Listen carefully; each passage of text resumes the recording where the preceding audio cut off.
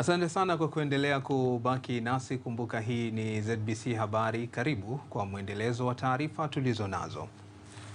Wananchi wa maeneo mbalimbali kisiwani Pemba wameelezea kuwa wameridhishwa na utekelezaji wa shughuli za serikali chini ya ilani ya CCM, ikiwemo ujenzi wa miundombinu ya barabara katika maeneo yao. Zuena Shaban ana taarifa kamili. Wananchi hao wameeleza hayo kufuatia ziara ya mkurugenzi mtendaji wa wakala barabara katika kuangalia ujenzi wa miundombinu ya barabara za ndani kisiwani Pemba unaofanywa na kampuni ya Iris.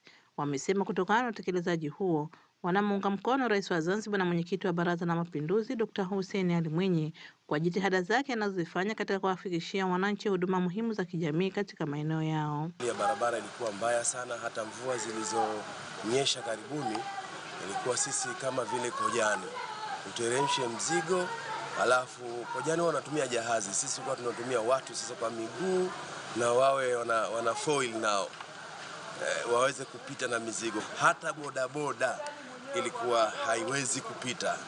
Kwa kweli Dr. Mwinyi ni kigezo, na Dr. Mwinyi kwa kweli amekuwa ni chachu wa maendeleo ya Zanzibar. Hatusemi katika kijiji chetu tu, lakini kwa kweli amekuwa karibu sana na wananchi kuwapelekea huduma, na tunawaomba wananchi kwa ujumla tumunge mkono kwa sababu jitihada zake zinaonekana za wazi na anajitahidi kwa kutosha kabisa. Pia shaturahisishia mambo mengi sana, kwa sababu pia na hivyo ilikuwa kidogo kipindi cha nyuma usafiri ni ngumu kuja huku kwa barabara ilikuwa chafu, ila sasa hivi tunashukuru serikali kwa msaada wao, tunashukuru sana.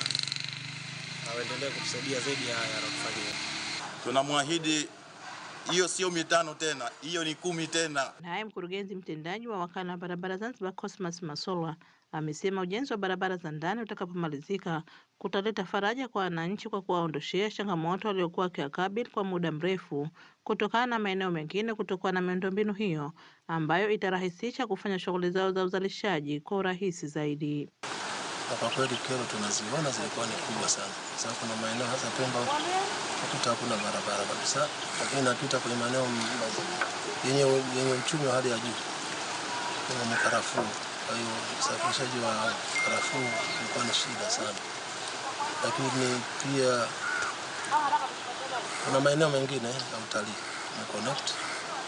Kwa hiyo lengo ni kufungua visiwa vyote kwamba wananchi wapata access ya kupeleka mazao yao, lakini na kuimarisha utalii zaidi. Msimamizi wa ujenzi kutoka kampuni ya Iris, Engineer Mahamudu, amesema licha ya changamoto ndogo ndogo zinazojitokeza watahakikisha barabara hizo zinamalizika kwa wakati na viwango walivyokubaliana.